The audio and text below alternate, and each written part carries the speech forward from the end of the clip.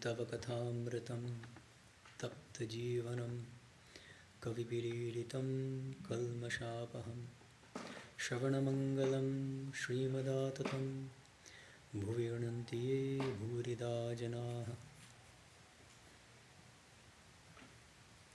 Good evening, everyone. Welcome to our monthly gospel class. So we are in the middle of M's fourth visit, Chotuddha Darshan. Fourth, actually Darshana. Remember, it's a very significant word. It's not just visit. Visit's kind of bland and secular. He's having the privilege of having a direct physical vision of Sri Ramakrishna, who is God himself. So we're continuing this. Now, as usual, what I'll do is I'll first mention some of the differences between Nikhilanandaji's translation and the original Bengali. So here, it's a new chapter. And the chapter, it says Dosham Purichet, which means 10th chapter. And again, as usual, M provides an epigraph, which is omitted from Nikhilanandaji's translation. So I'm going to read the epigraph.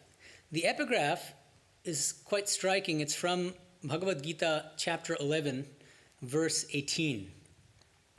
Tvam aksharam paramam veditavyam tvam asya vishvasya param nidhanam tvam avyaya shashvata dharmagopta sanatanastvam purusho mato me.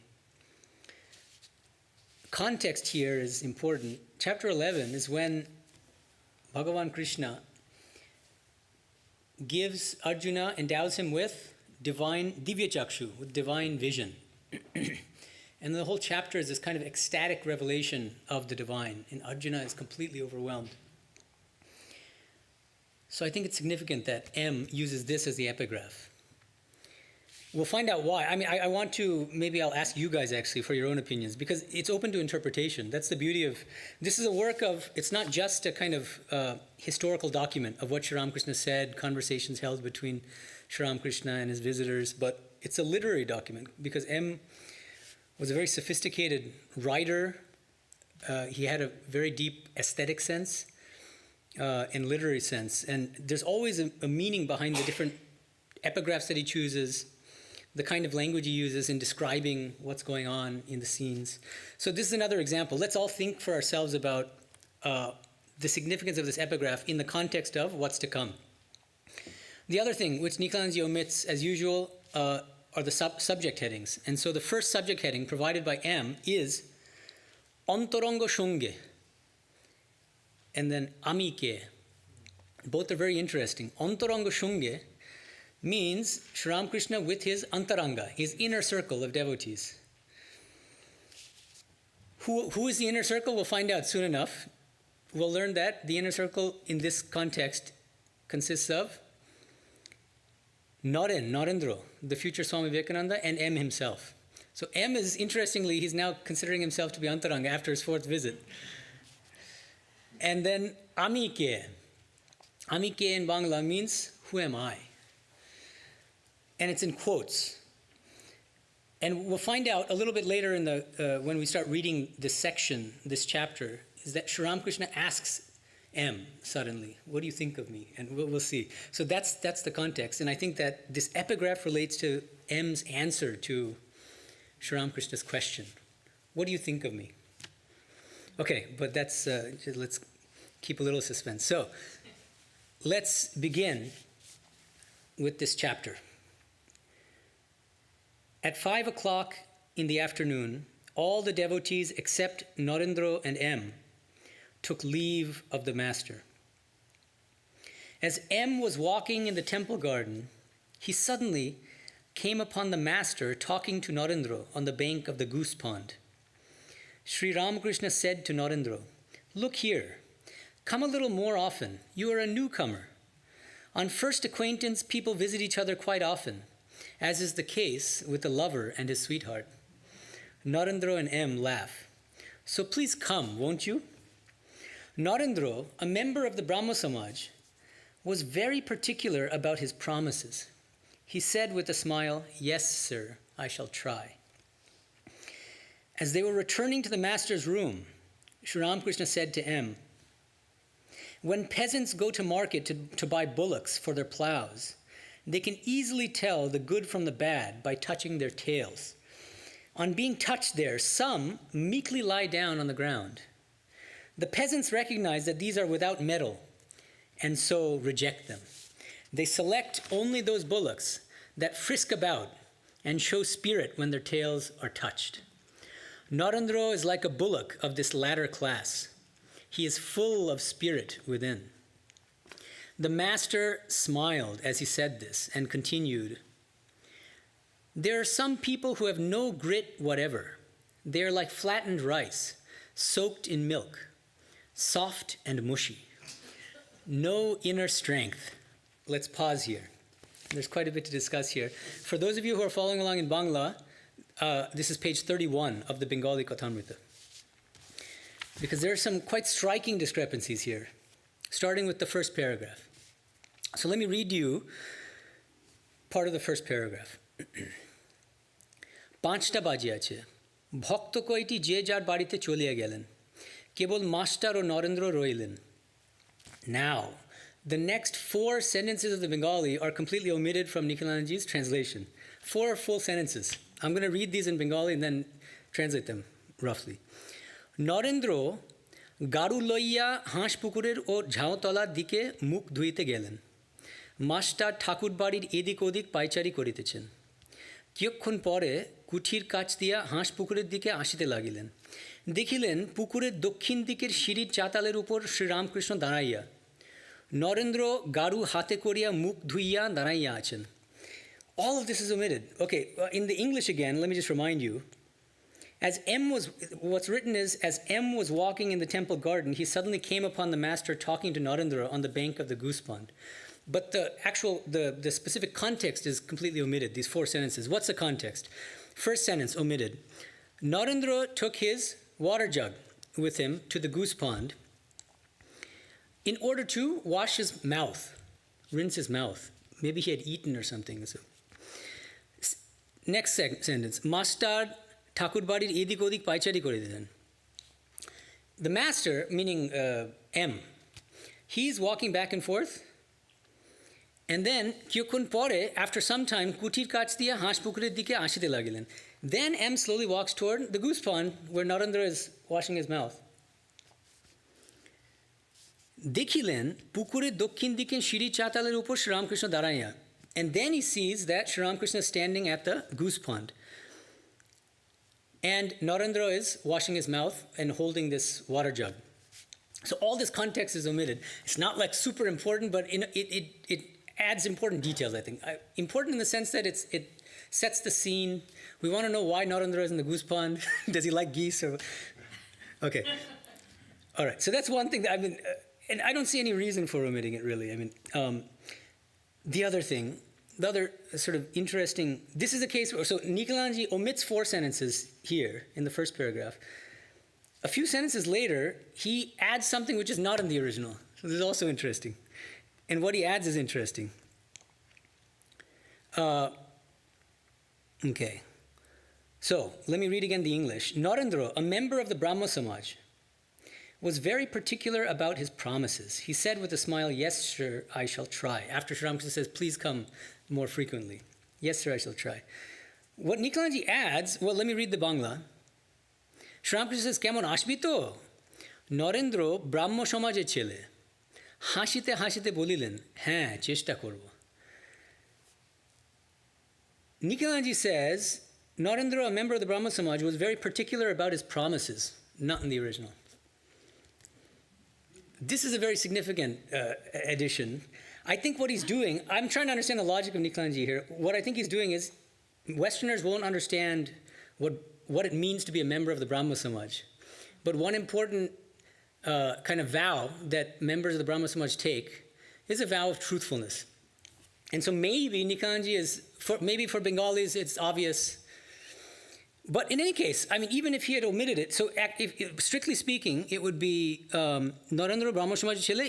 He was a boy frequenting the Brahmo Samaj. He was a member of the Brahmo Samaj, that's correct. Hashita Hashita Bolin. And as he he said with a smile, yes, I shall try. And so I think Niklanji adds this just to kind of point out what it means to be a member of the Brahma Samaj. What does this have to do with honesty? Can anyone figure out? How does this answer indicate honesty? He's not saying he will. Exactly, yeah. I actually face this pretty frequently these days because devotees and monks will say, when I travel, they'll say, please convey my pranams to so-and-so, sadhu so-and-so. And I say, okay, and then I forget. This just happened literally last week when I went to Las Vegas. And then I feel bad about it, and I'm not keeping my promise. So I have to learn from Naren here and try to, yes, I shall try. Even that's tricky, because are you really trying? So anyway. Okay, and then the rest of it I think Niklanji translates quite nicely, and this bullocks analogy is very nice. The only thing I'll point out is at the very end, when he's praising Narendra, he's saying, Sri Ramakrishna is saying, Narendra is like a bullock of this latter class. He is full of spirit within. And the word for spirit here is tej. It's a very evocative word in Sanskrit and Bengali. Okay. So now, I'm going to complete this chapter from the English translation, then we'll discuss the rest of it. It was dusk. The master was meditating on God. He said to M, go and talk to Narendra, then tell me what you think of him. Evening worship was over in the temples. M met Narendra on the bank of the Ganges, and they began to converse. Narendra told M about his studying in college, his being a member of the Brahma Samaj, and so on. It was now late in the evening and time for M's departure, but he felt reluctant to go and instead went in search of Sri Ramakrishna. He had been fascinated by the master's singing and wanted to hear more. At last he found the master pacing alone in the Nat Mandir in front of the Kali temple. A lamp was burning in the temple on either side of the image of the Divine Mother. The single lamp in the spacious Nat Mandir blended light and darkness into a kind of mystic twilight, in which the figure of the master could be dimly seen. M had been enchanted by the master's sweet music. With some hesitation, he asked him whether there would be any more singing that evening. No, not tonight, said Sri Ramakrishna, after a little reflection. Then, as if remembering something, he added, but I'm going soon to Balaram Bosh's house in Kolkata. Come there and you'll hear me sing. M agreed to go. Master, do you know Balaram Bosh? M, no, sir, I don't. Master, he lives in Boshpara. M, well, sir, I shall find him. As Sri Ramakrishna walked up and down the hall with M, he said to him, let me ask you something. What do you think of me? M remained silent. Again, Sri Ramakrishna asked, what do you think of me? How many annas of knowledge of God have I? M, I don't understand what you mean by annas, but of this I am sure. I have never before seen such knowledge, ecstatic love, faith in God, renunciation, and catholicity anywhere. Catholicity. The master laughed. M bowed low before him and took his leave. He had gone as far as the main gate of the temple garden when he suddenly remembered something and came back to Sri Ramakrishna, who was still in the Nat Mandir. In the dim light, the master, all alone, was pacing the hall, rejoicing in the self, as the lion lives and roams alone in the forest. In silent wonder, M surveyed that great soul. Master to M, what makes you come back? M, perhaps the house you asked me to go to belongs to a rich man. They may not let me in. I think I had better not go.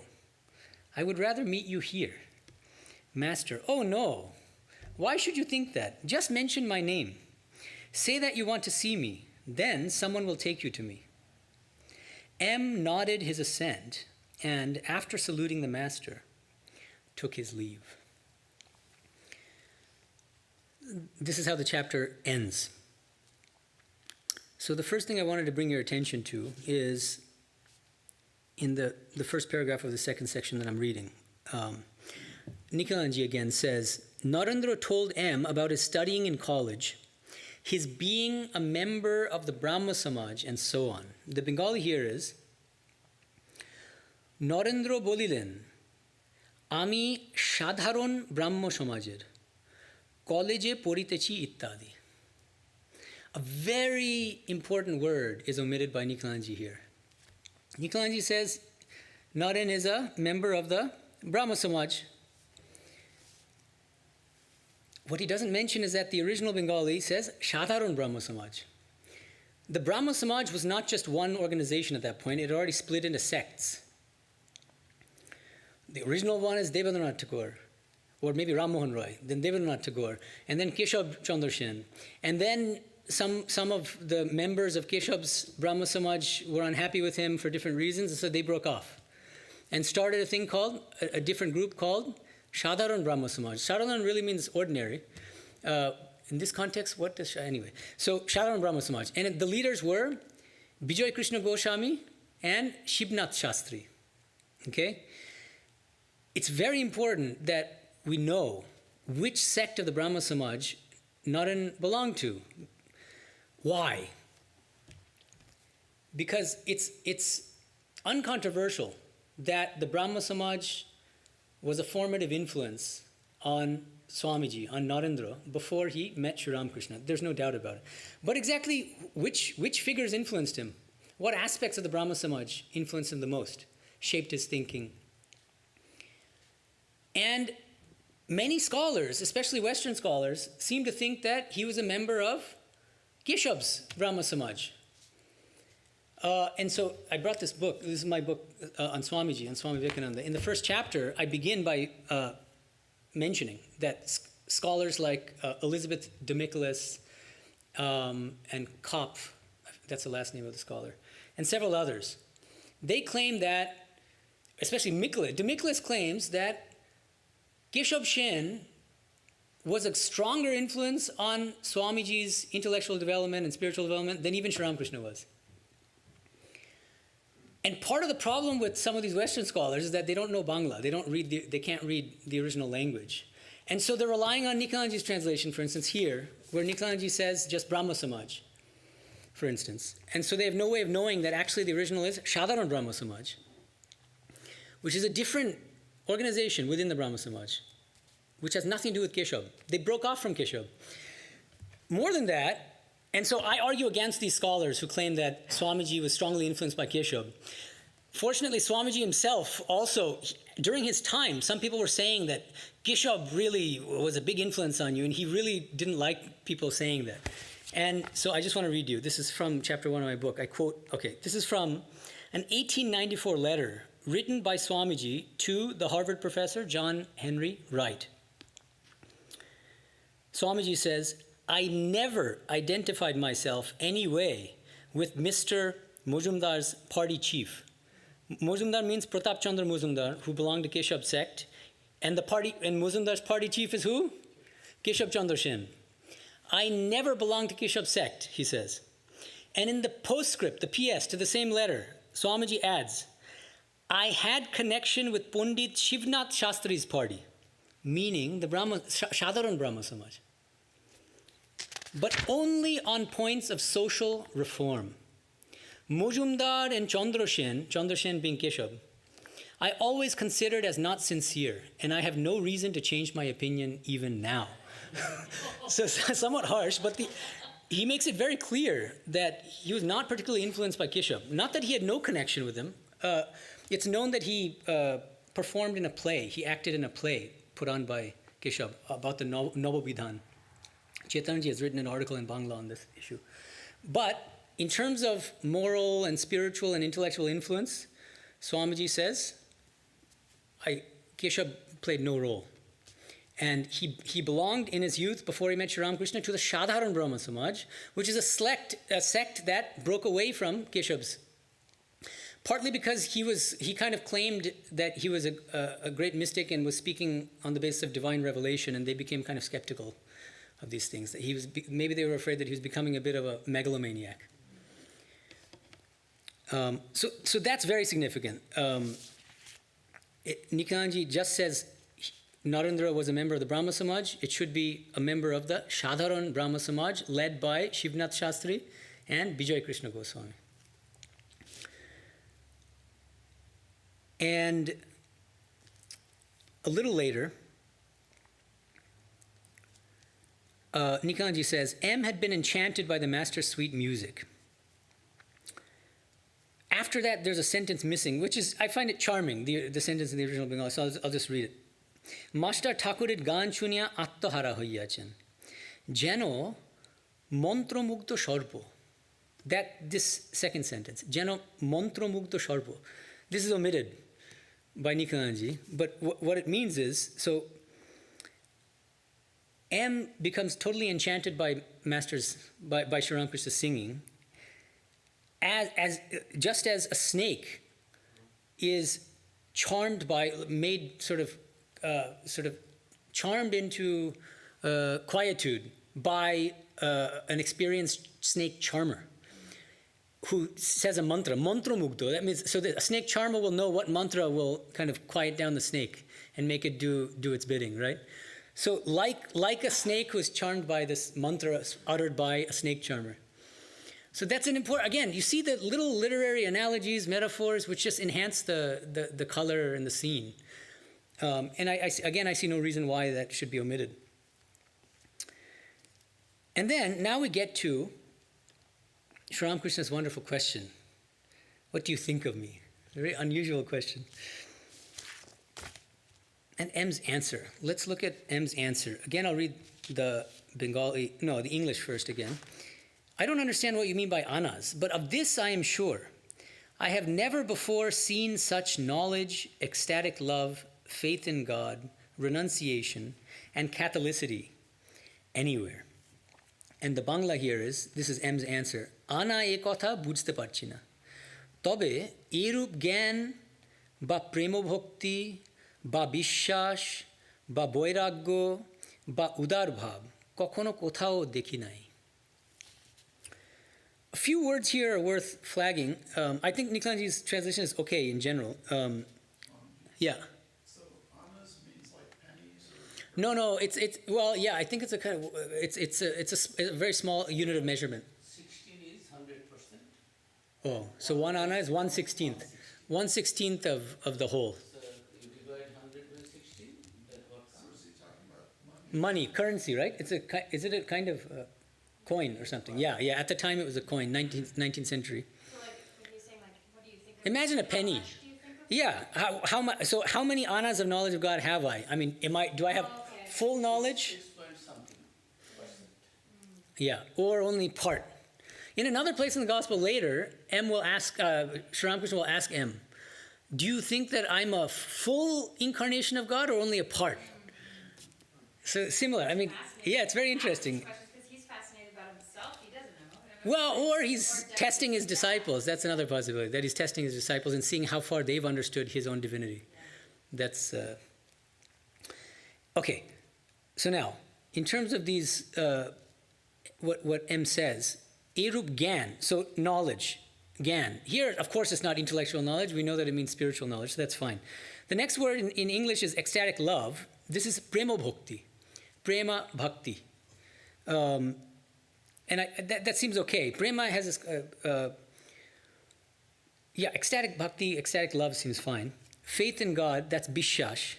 But now the last two words I think are significant, especially this word renunciation, which is Nikhanji's translation of the word boiragyo, which is the Sanskrit word vairagya. The word vairagya in spiritual texts is ubiquitous. It's used all the time. But in English translations of these texts, these Indian spiritual texts, you'll find a bunch of different translations of this term. I find in general that there are three main, most common translations of the word. One translation of vairagya is dispassion. That might even be the most common, but it's hard to say.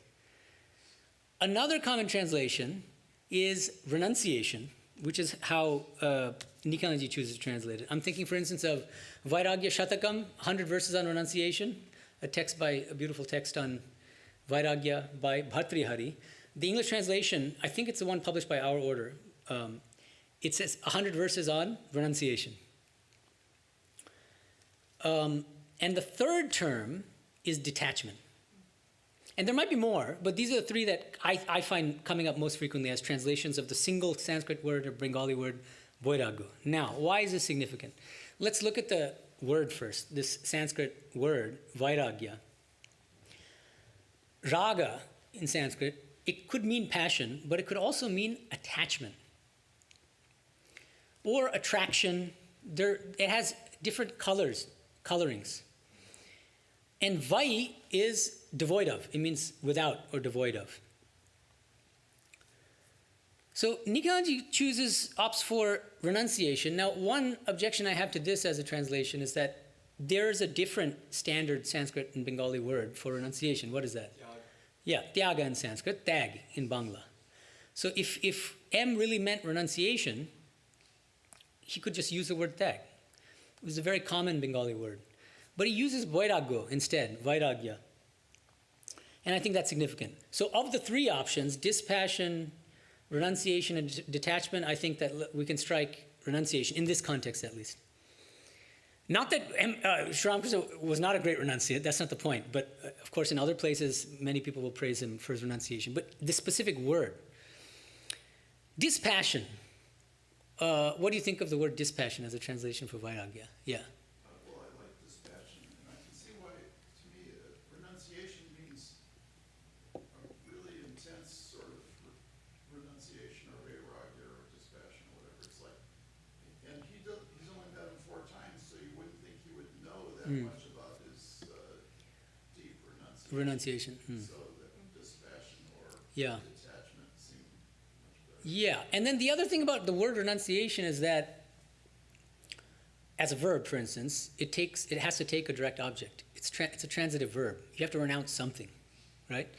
And that something has to be. In the West, it's usually sexual attraction or whatever that you're renouncing. Yeah, but it could be anything. That's what it really Yeah. implies to Westerners, or at least to me. I don't know. Yeah, renunciation of lust and greed, or those kinds of things. Yeah, but typically renunciation means it's external renunciation. You're giving up something concrete.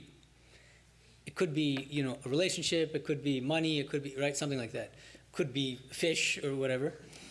Interesting choice.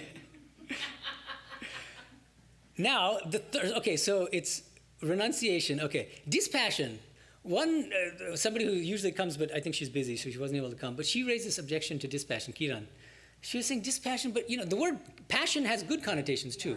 Because he does seem like a very passionate person. Yeah, that's right. And being passionate about things seems like a good thing. And so she feels, well, dispassion, is that really something that, does it mean that when you do things, when you engage in your daily activities, you should be indifferent or not full of enthusiasm and passion? No, that's why I think that there could be something slightly misleading about the translation dispassion as well, of vairagya. My preference is for the third translation, which is detachment. And part of the reason why I think it's especially appropriate in this context, in the case of Sri Ramakrishna, is because he was not an ordinary sannyasi. He was married, for goodness sakes. And he slept in the same bed with Sharada Ma for 6 months, and he's always in a state of samadhi. This is not exactly renunciation in the sense of, did he renounce marriage? No. Did he renounce staying in the same bed as his wife? No, he was but intense, perfect detachment in the midst of temptations. That's the uniqueness of Sri Ramakrishna. That's why, on the one hand, he was a perfect householder, and on the other hand, he was a perfect sannyasi. It's something really unique in the history of, I think, our spiritual Mahapurushas, great souls. So here, I sort of feel like detachment would be the better word. In fact, there's another place, I don't think we're here yet, where, no, maybe it was the first encounter. We read this maybe months ago when M first meets Sri Ramakrishna. Oh, no. This is where, Ishwar Chandra Vidyasagar, the great Pandit and person who engaged in a lot of charity, he was M's boss because M taught in a school run by Ishwar Chandra Vidyasagar. And Vidyasagar expressed interest in meeting Sri Ramakrishna. And he asks M, tell me about Sri Ramakrishna, what's this guy like? And he gives this beautiful description where he says, like, he looks very ordinary. He's not wearing gerua like us. He wears like nice burnished shoes. Everything might seem like not the ordinary Baba Sadhu, who's observing a lot of external austerities. So again, M is sort of pointing out something really unique about Sri Ramakrishna, is that in the midst of plenty, in a certain sense, not plenty in an extreme way, but he was utterly detached. Okay, so that's the word vairagya. I would say detachment. And then the last word. Nikalanji goes with the word Catholicity. The Bangla here is udarbhav. Udarabhava would be the Sanskrit. Broad-mindedness, liberality in outlook. Huh? Generosity. Actually, udar also has that connotation in Bengali. That's true. I think in this context, generosity could be a secondary meaning maybe. But the primary meaning, so Catholicity, I think it's not inaccurate. It's a word that isn't used very frequently these days. And maybe this connotations of Catholicism and stuff might get confusing. But something more like broad-mindedness. But the idea is fine. So I don't actually disagree much with Nikalanji here. And then I just wanted to point to one more thing. Regarding the lion at the end. So M, again, as a literateur, he likes using analogies. And so he's describing what it looked like to him when Sri Ramakrishna is pacing back and forth. So let me read the English again. In the dim light, the master, all alone, was pacing the hall, rejoicing in the self, as the lion lives and roams alone in the forest. And this is a small quibble, but let's see. Okay, M is saying, ঠাকুর সেই ক্ষীণ আলোক মধ্যে একাকী পাদচারণ করিতেছেন একাকী নিঃসঙ্গ Pashuraj means the king of all animals, literally, so that's a lion king. Pashuraj যেন অরণ্য মধ্যে আপন মনে একাকী বিচরণ করিতেছেন আত্মারাম সিংহ একলা থাকতে একলা বেড়াতে ভালোবাসে অনপেক্ষ. So there's some stuff that's missing here, and I just want to fill you in on small things that are missing. Atmaram is, Nikalanji renders that as rejoicing in the self, and that seems okay. Delighting in the self, fine. Then M says, Shingho ekla thakte ekla berate bhalobashe. See, bhalobashe means loves. The lion loves to live alone and loves to roam about alone. And the loves to is omitted here. Nikalanji says, as a lion lives and roams alone in the forest. But loves to live alone and loves to roam around in the forest. I think that adds a nuance to M's description, which is missing. And then the next sentence is omitted from the translation, onopekko. This is how, and there's an exclamation point. It's a one-word sentence, onopekko with an exclamation point. So there's emotion behind it, onopekko. It means, this means not dependent on anyone or anything. Yeah. Totally free, completely content in his own self with a capital S. That's just omitted by Nikalanji here. So these are the translation issues that I found. The really major ones, as I pointed out, were in the very first paragraph of what we read today. 4 whole sentences omitted about what Naran was doing near the goose pond, namely rinsing his mouth. And then Nikalanji's omission of Shadaron from Shadaron Brahmo Samaj, that it's a specific sect, which is not Keshav sect, which has led to a lot of confusion among scholars, and which I'm trying to correct in my book, but I don't know if anyone's going to listen. Okay.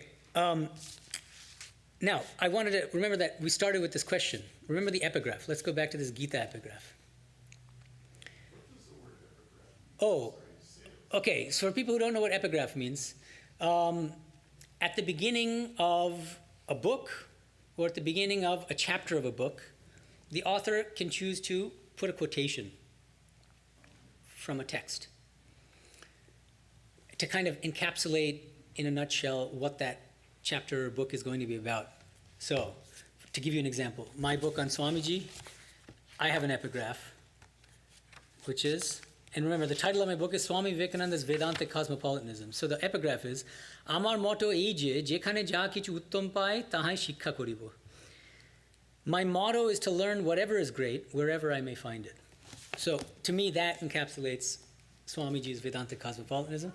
So that's an example. Okay, so here, so the epigraph to this chapter, every chapter we've read so far, every single one has an epigraph from a text, often from the Gita. So this is no exception. The epigraph is from the Bhagavad Gita, chapter 11, verse 18. And, where'd it go? Here it is. Okay, and remember the context again. Krishna is revealing his divinity to Arjuna. And Arjuna is having an ecstatic vision, and Arjuna is exclaiming in awe. He's completely awestruck by this divine vision. And he says what I told you in the beginning of the class, right? Did I translate it for you? Maybe I didn't actually. Oh, okay. Sorry. Yeah, let me translate it now then. Tomaksharam, you, O Krishna. Yeah, you are immutable, undecaying. Paramam veditavyam, the supreme knowable, that which is the supreme reality to be known. Tvam asya vishvasya param nidhanam. You are the supreme abode of this entire universe. Tvam avyayaha, you are undecaying. Shashvata dharma gopta, you are the protector of the eternal dharma, of eternal religion, sanatana dharma. Sanatanaha tvam purusho matome, you are the eternal purusha. That's how I see you. That's how I'm directly seeing you. So this is interesting because. That's a perfect epigraph. So in what? So now. Read the last. Yeah. So now, how do you understand the connection between M's response to Sri Ramakrishna's question? His experience of the M. Right. How do you see me? And then he says. That's an equal experience for him, M to Ramakrishna and Arjuna. Yeah. So that's one way of interpreting it, which is that M is sort of signaling, anticipating how he responds to Sri Ramakrishna's question, how do you see me? And what you're saying is, it seems to be very similar to Arjuna's ecstatic spiritual vision or experience of Krishna. An alternative reading is that M's answer is not, it's not clear to me that he's actually having a spiritual experience when he's saying this. He might have been. Maybe. I don't want to. It's just the whole thing. Yeah. Also, the observance just of him as, like, the image of him as a lion. Yeah. There's almost a sense of, like, that feeling of, if you saw a lion walking in front of you, it's a little awesome because it's also a little dangerous or a little, but it also has, Brendas, can you give it the mic? Do you have a mic? A strength that you normally don't, a lot of times I don't anyway, associate with that kind of powerful, like animal. So yeah, that when he is talking about how he is roaming, it was like, wow, that's a powerful image of like a lion. Yeah. So that's why I thought that even though it's a small omission, I think it was important. That Yes. just like a lion loves to roam about in this and that. Onapeko. Yeah. It is a very evocative metaphor. very. Yeah. And in terms of this, I think there's another way of interpreting this. And I'm not saying that one is right, the other is wrong. I'm just throwing it out there and then we can discuss. But it seems to me that he might also, so M at the time, because it's just his fourth visit, if you read the entire gospel, what you'll find is that it's a journey for M too. Understanding Sri Ramakrishna's divinity and greatness is an ongoing process for M.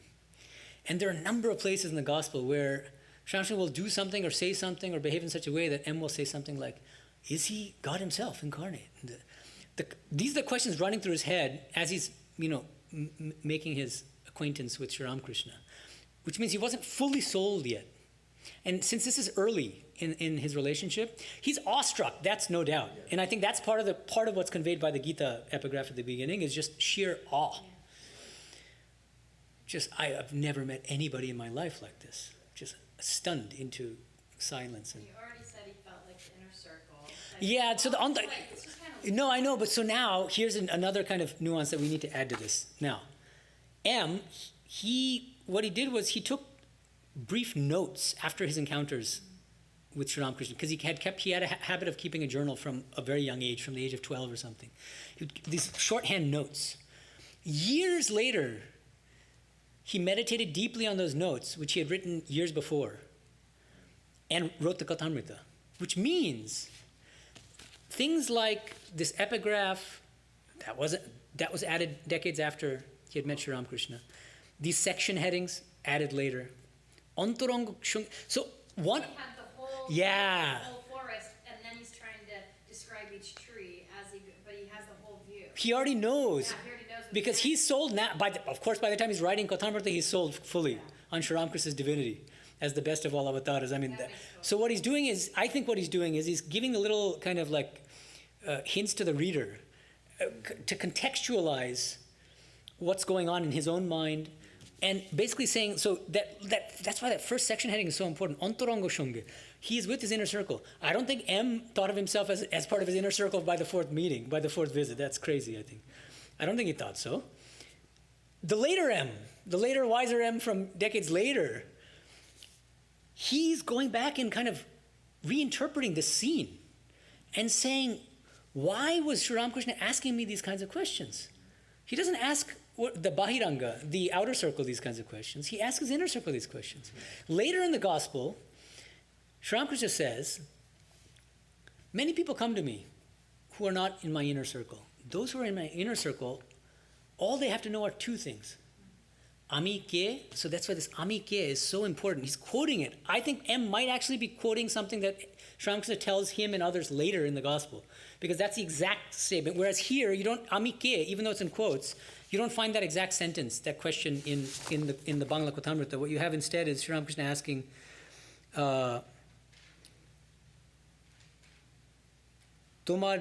Amake tomar ki bodh hoy? See, that's not ami ke. What do you think of me? Was the question asked here.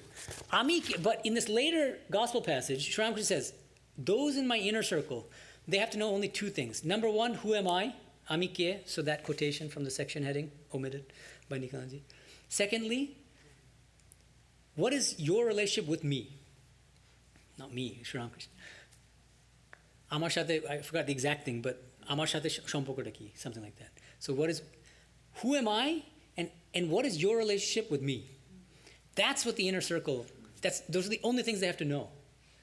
And the outer circle is going to come and ask him for tips on sadhana, and I can't concentrate on my chosen deity, and please bless me, and this and that. Sri Ramakrishna says the inner circle, all they have to know, who is Sri Ramakrishna, and what is their relationship with Sri Ramakrishna. So M, I think, much later, when he reflects on this scene, he says, this might be the first time when Sri Ramakrishna was kind of pinpointing me, singling me out, identifying me as part of his inner circle. Not just Narendra. That's also, see, Narendra is like, his favorite disciple and all that. But M also considers himself to be part of the inner circle. And it turns out to be true. Even though M himself at that time probably didn't know it. That's what's interesting. So there's another kind of very interesting thing going on here throughout the Kathamrita, which is that, remember, the events took place much earlier, but he's writing the book decades later. And he himself, as the author, is reflecting back on those scenes. Yeah? So this is all very complex, actually. And so another way of thinking about this epigraph, so number one is I think that just as Arjuna is kind of struck with awe by this vision of Krishna, M is struck with awe by Sri Ramakrishna, right? But secondly, it's possible that he's also suggesting that Sri Ramakrishna kind of revealed his divinity to M in such a way that M himself was not aware of it at the time, but that it only slowly dawned on him that Sri Ramakrishna was divine. He wasn't quite there yet, but he's already kind of anticipating with this epigraph. It's like, if I were more astute, I would have recognized it right then, And I would have said, you are God himself. I like that. At the very end, right before Sri Ramakrishna leaves his body, he asked Naren, what did I just say? Because he was talking about himself as an incarnation, not in very faithfully repeats it. Shob shishto podato apna theke, something like that, which means this entire creation comes from you.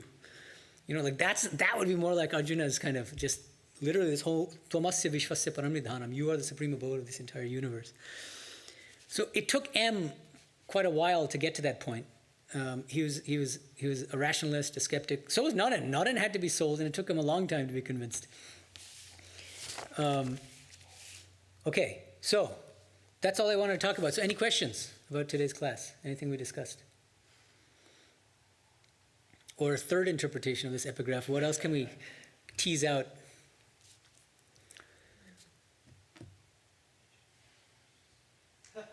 Anyone? Everybody is struck with awe? Yeah. Huh? Okay. Questions? Yes? Do you have any? No. Oh, no, I was asking him. Nishant usually does have questions, it's Yeah, I true. know. Usually very complicated questions. But you're good today? Okay, well, look at that. All right. Online? Oh, do we have, can we check, is there anything online? One of the original questions that came up. Can you speak to the mic? Yeah, sorry. One of the original questions that came up online, which dates event is Maharaj reading? That you were reading? Yeah, the thing is, up to this point, he's not giving exact dates, but it's still March 1882. That's the answer. Any other questions? Well, there's sort of a long, Okay, You know how well, online we like to have I know, discussion little groups? discussions, but is there a question there for the instructor? They're trying to find- here's the question, maybe Yeah. I'm reading too much into it. Okay. Question mark. But then before that, he Who is it? said, Who's the person? Vishwati. Vaswati. Samanta. Okay. I've always felt that Nikalanandaji was trying to contrast between Vidyasarga's Vidyasagar's. promise to Thakur to come visit him, which he does not fulfill, Oh. and that of Vivekananda's. Oh, that's interesting. Yeah, it's not just Vidyasagar. There are a few places where somebody tells Sri Ramakrishna, I will visit you later, and then they don't. And Sri Ramakrishna reminds them of it and says, hey, you promised, you broke your promise. So it's possible that, the thing that, the part of this passage that this questioner is talking about is, remember, Nikalanji, They'll try. there's a mistake of omission in the first paragraph, omitting 4 sentences. But in this case, there's what I think is a mistake of commission, which means he adds something which is not in the original. In particular, was very particular about his promises. And so this person is helpfully suggesting that it might be because Sri Ramakrishna is so particular about truthfulness and has very high expectations from his visitors and those who visit him. Still, I still don't see the need to add something. Another way that it could have been done is to add a footnote after Brahma Samaj and say, as a member of the Brahma Samaj, he was committed to truthfulness, something like that. But to actually insert it into the text is basically putting words into M's mouth, which I don't think is accurate. Does that make sense? Any other questions? There's one last question. Okay, one last question. If a jnani sees world as dreamlike and Vijnani sees world as real manifestation of God, then does it make the world, I can't read it, then does it make this world both real and unreal from only 2 different viewpoints rather than calling it only real? Right. Okay, so these are questions that have nothing to do with the class, but I can answer it anyway. We have a little time. But it has to do with things that I talk about in other lectures, jnana and vijnana and all these things. So what this questioner is thinking of is Sri Ramakrishna, in many places in the Gospel, will distinguish 2 stages in spiritual experience, which he calls jnana and vijnana. And he explicitly says, jnanit pore vijnana. After jnana comes vijnana. And he gives the example of a staircase. Somebody climbing up the staircase will do this neti process. Not this, Brahman is not this, Brahman is not that, until he reaches the roof, which signifies jnana, Brahma jnana. Shankaracharya says that the jnani attains knowledge of Brahman in the state of nirvikalpa samadhi. Do you agree with that? What? With what? With the term jnana being nirvikalpa samadhi. Is that what you think? I think that, I don't know what I think, but Sri Ramakrishna says that you attain knowledge of Brahman in the state of Nirvikalpa Samadhi. That's what I want to say. And that's open to, within Advaita, post-Shankara Advaita Vedanta, there's dispute about whether Nirvikalpa Samadhi is actually necessary for Brahma Jnana or not. I think that's what Govinda has in mind here. So Sri Ramakrishna, I think, is very clearly on the side of Nirvikalpa Samadhi is necessary for Brahma Jnana. Where does it come from? Of course, his own spiritual experience, because he had the experience of Nirvikalpa Samadhi under Totapuri. Secondly, Totapuri himself belonged to that lineage of post-Shankara Advaita. They're sort of yoga-oriented Advaitic texts like Vivekachudamani and other things that Do you know emphasize Samadhi. the name of the branch of that yoga Vedanta? Well, no, but Vivarana, some of the main texts in the Vivarana school are strongly yogic in orientation. Vidyaranya's He was text. a Puri, right? Tota? Yeah, correct. Yeah. Okay, Well, that's part of the Darshanami Sampradaya. And, okay, so jnana, knowledge of non-dual pure consciousness in the state of Nirvikalpa Samadhi. And then, what's the jnani's outlook on the world? He sees it as a framework of illusion. Dhoka Tati is the original Bengali. Then Sri Ramakrishna says, but some divinely commissioned souls, in Bengali the term is Ishwar Koti, Ishvara Kotis, which he defines as avataras, avatar ba avatarer ongsho, incarnations of God, or those born as part of an incarnation. They are capable of descending from the roof and realizing that the Vijnani realizes that the steps are made of the same material as the roof, bricks, lime, and brick dust. The Vijnani sees that, and then he says these two very significant statements about the Vijnani's realization and how it differs from the Jnanis. He says, number one, Vijnani dekhe jini nirgun tini shogun. The Vijnani sees that divine reality, which is nirguna, non-dual pure consciousness, which is realized in the state of Nirvikalpa Samadhi, or at the roof, is also saguna, is also the personal God, Shakti. Second, the Vijnani realizes Brahmai Choturbingshi Tattva Haichan. The Vijnani sees that Brahman has become the 24 cosmic principles. And so therefore the Vijnani, unlike the Jnani, looks upon this world as Majarkuti, as a mart of joy, as a mansion of mirth. How can you not be in ecstatic joy if you see nothing but God in everything, right? So now the question is, it's an interesting question. Basically the question is, Sri Ramakrishna seems to accept both Jnana and Vijnana, and yet the visions, the Jnani's outlook on the world seems to be the opposite, directly contradicting the Vijnani's outlook on the world. So is he kind of committing a contradiction by saying that in one sense, from one perspective, the world is real?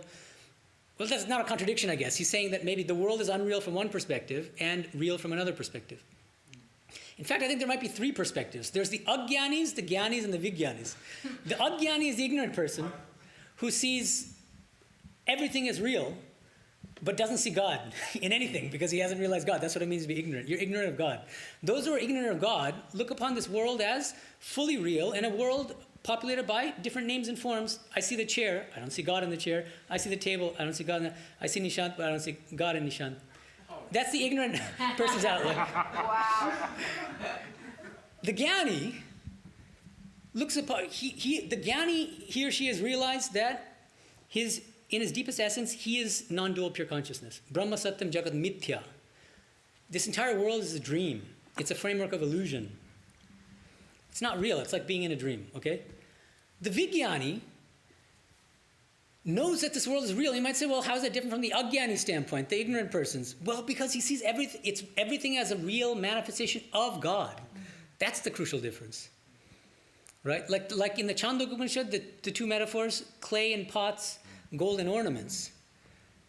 If you look at a golden earring and you see it just as an earring, that's the ignorant person, right? But the Vijnani is, you see the earring as a real manifestation of gold. You're aware of it as nothing but gold, but at the same time as a real formation of gold. So that's the Vijnani's realization. Now, coming directly to an answer to this person's question, I think it's highly significant that Sri Ramakrishna says, Jnanit pore Vijnan, which means after Jnana comes Vijnana. And again, he says that it's the greater realization. He tells Naran, he scolds Naran. When Naran wants to immerse himself in Nirvikalpa Samadhi, Sri Ramakrishna says, shame on you. I thought you would be like a great banyan tree, giving shade to thousands. Now I see you're selfish. You only care for your own salvation. Aren't you the one who sings, O Lord, thou art all that exists? He's telling him, he's reminding him, you're a Vijnani. Nirvikalpa Samadhi is nothing to you. Brahma Jnana is nothing to you. Sri Ramakrishna himself says, Brahma Jnana, tu, and he spits on the ground. This comes later in the gospel. To a Vijnani, Brahma Jnana is nothing. Helping others out of their spiritual ignorance is what they come back to this world for, not for their own liberation or for their own Brahma Jnana. And so, yeah, I'll get you in a second. I just want to finish the answer. This also reminds me of Sri Aurobindo's biography. Sri Aurobindo, his first spiritual experience is very interesting. He was in Baroda, and he meets this yogi named Vishnu Bhaskar Lele. And this yogi starts teaching him how to meditate. And Sri Aurobindo says, within a couple days, I think 3 days, he attains Nirvikalpa Samadhi. And he describes it very beautifully. He says that we're going to get to this in my Gita class. I quote this. He says basically, after coming back from the state of Nirvikalpa Samadhi, I looked upon this world as a cinematographic play of vacant forms superimposed upon the impersonal Sadatman. Something like that. He uses very... But Brahma Satyam Jagat Mithya, it basically says. I saw this world as a dream, a figment of my imagination. And then he's put in jail in Kolkata for his political activities because he was a freedom fighter. He's in jail. He starts practicing the sadhana of the Bhagavad Gita. Swamiji himself comes to him every day for 2 weeks and teaches him meditation techniques and about spiritual experience and all that. He himself says, he came to me every day for a fortnight. And as he's practicing the sadhana of Gita, he then, after he comes out of jail, he gives this very famous speech called the Uttarpara speech, where he describes the spiritual experiences he had in jail.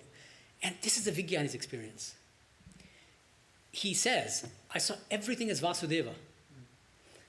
The bars on my prison cell, Vasudeva.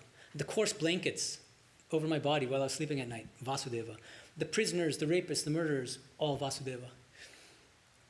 You see how different. So the thing is, there's an evolution in his spiritual experiences, and I think Sri Ramakrishna is saying something similar, is that, yes, in order to attain Vijnana, you have to pass through Jnana. So at a certain point, you have to look upon, or it'll feel like from your deepest conviction that this world is unreal.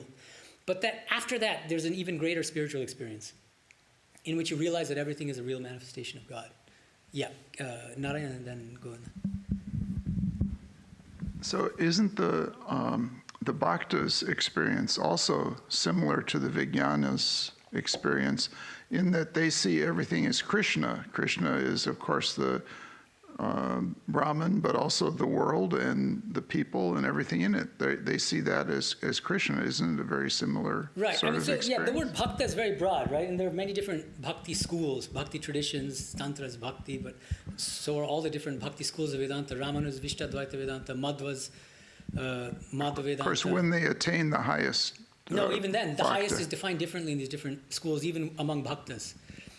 So Madhva, for instance, he makes more of a kind of separation between God and the world. So he's not going to be talking about spiritual experiences of God in everything or as everything, because that wouldn't be consistent with his own philosophy, even though he's a great bhakta. But Ramanuja, sure. Tantra, sure. Kashmir Shaivism, sure. Achinta Bheda Veda of Chaitanya, sure. Bhagavad Gita itself, chapter 7, Bahunam Janmanam Ante Jnanavan Mam Prapadyate Vasudevaha Sarvam Iti Samahatma Sudurlabhaha.